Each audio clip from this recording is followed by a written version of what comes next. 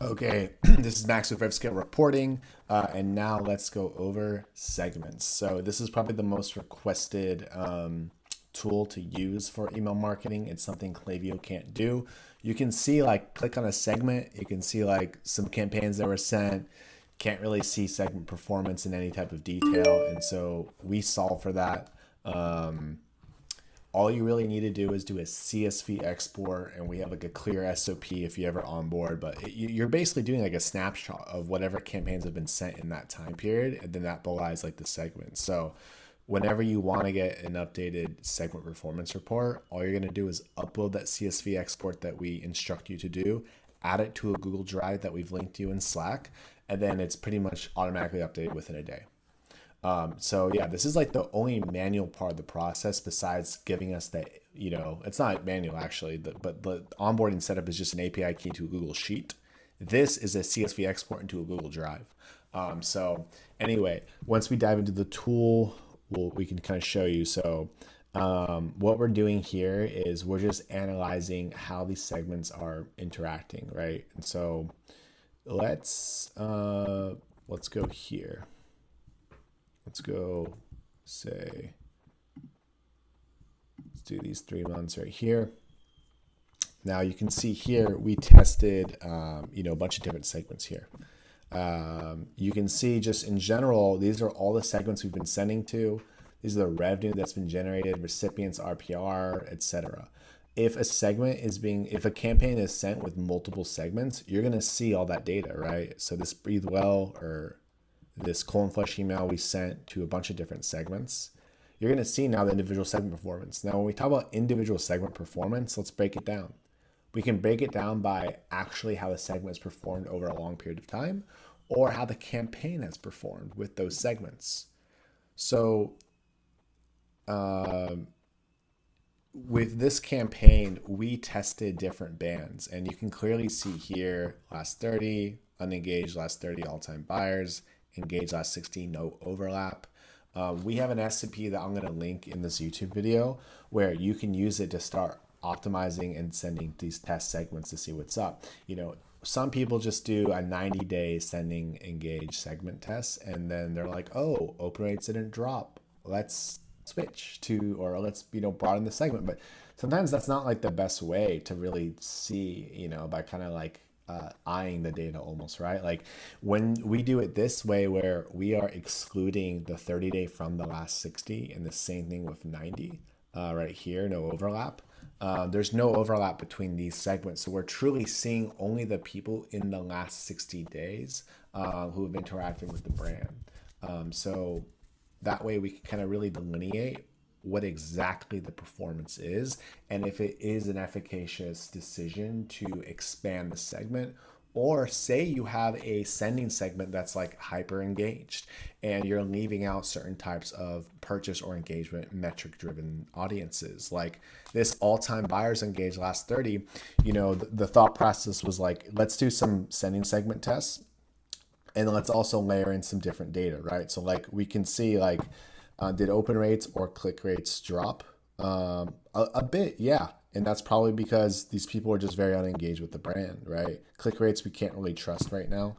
But this was sent in May, before like kind of like the June issue that we're now seeing with like Hotmail and stuff. So the click rates are around the same. If we go to RPR, you're really seeing like the value. It's kind of interesting here because Engage last 30 was the highest revenue producing, right? But if you go to revenue per recipient, it's a smaller segment, but it's a more valuable sending segment, if that makes any sense. Like, meaning for every person we're sending, we're getting more value or revenue out of it versus like the 30. So not to say that it's, the Engage last 30 isn't more valuable, because we literally produce more money, but I really think the main thing to dig into here is looking at all-time buyers engaged last 30. We decided to include this segment because it was a product launch, and sometimes people are just, they know the products, they're used to the brand, and they want to see something else that they're going to buy. Well, we gave them something else and they bought. I mean, $400 is nothing to sniff at, to not sniff at, right? So that was pretty cool. And now we know for future product launches, let's make sure every single, email for those product launches are sent to like unengaged people, unengaged buyers, because they're most likely to be interested and buy that new, right? So you can see a table as well and get the breakdown. You get your revenue, open rate, click rate, RPR, recipients. I mean, really, if you think about this, this is maybe the best way you could possibly optimize a retention strategy, right? There's an argument that statistical significance and sample size for a lot of the tests that you're doing aren't very efficacious, meaning they're not valuable as far as a data-driven insight that you can get. If you're split testing an abandoned checkout email 3 and you're getting 3,000 deliveries, now it's split between 1,500, how can you make a decision based off any type of metric with that small sample size, right? With campaigns, when you're doing tests, you have a bigger sample size, but really you want to optimize the value of someone seeing it based off the type of person they are, not based off like a, something maybe that's like visual, like an open or click or something like that, right? So like when we optimize the audience, now we can get to a closer source of truth to what type of valuable messaging, there is, right? And we can also test and layer in and create a normal sending segment that now is layering in other types of audiences, maybe like this unengaged last 30 or abandoned checkout, viewed product twice last 30 days.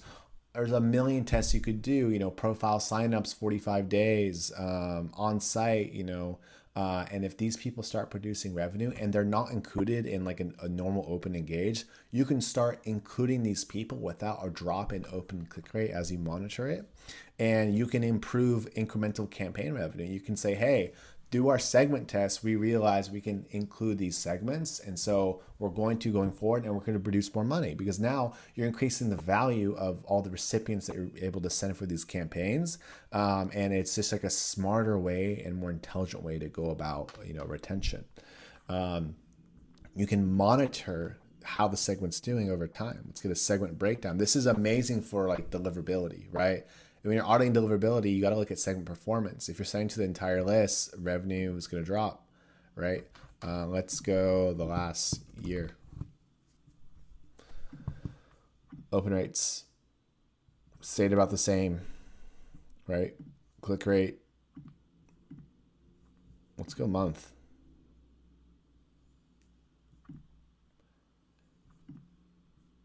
Pretty interesting, revenue and recipients, and then revenue per recipient, or RPR. So yeah, I mean,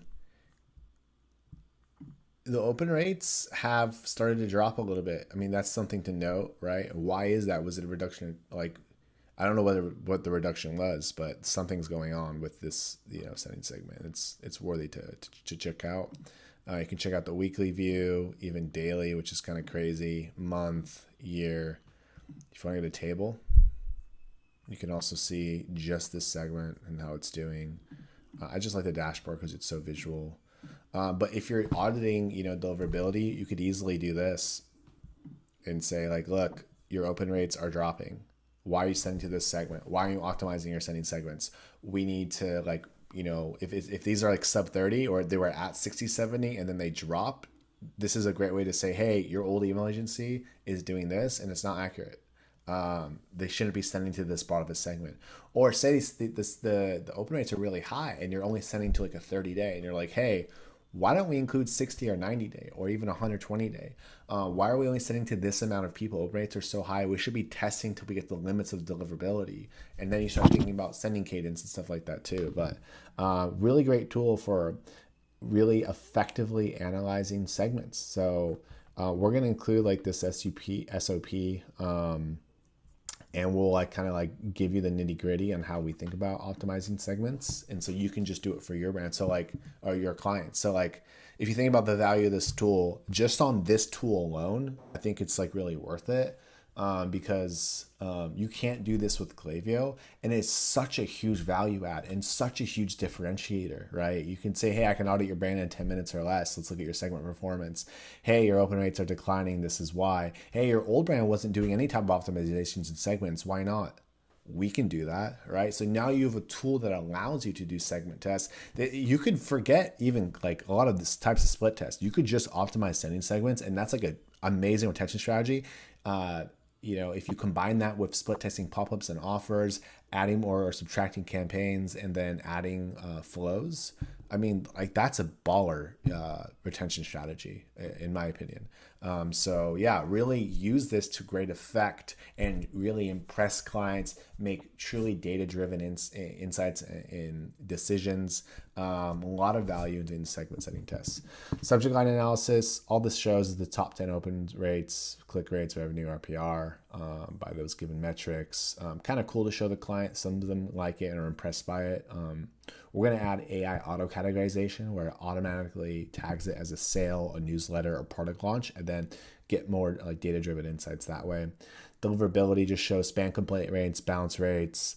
I mean, I think I saw on LinkedIn, Mr. Sharad, he posted about this, and he used our tool. One of the key elements of separate service provided hidden tempos are from other generic email issues that are relentless focus on data. I mean, like, I'm going to go back into like auditing the brand and like impressing clients and do like other videos on something like this, but like you can use our tool to show off to the world, to create engaging content, to like really flex like your strengths and your skill set, right? I mean, he's showing, example of one dashboard for deliverability that we found below. I mean, this got 30 likes, including mine, and 12 comments. That's a lot. Right? And it was just a screenshot of this tool right here. I mean, that's really cool. So, I mean, you can do this on Klaviyo, but you can also just check really quick here. If you're using like Octane AI or something and you're getting a lot of like spam emails, this is like a really cool tool to like identify like really quickly, like, is this opt-in series, like what, are spam complaints bouncing in a certain month, or yeah, cool for monitoring stuff. I've showed this in like one of the first videos, but you can copy a value and just paste it, right? Let's go to max, boom. Yep. So in the next few videos, I'm going to cover auditing a brand and building a report, and maybe like creating content too, or using it for outreach. Thanks for watching.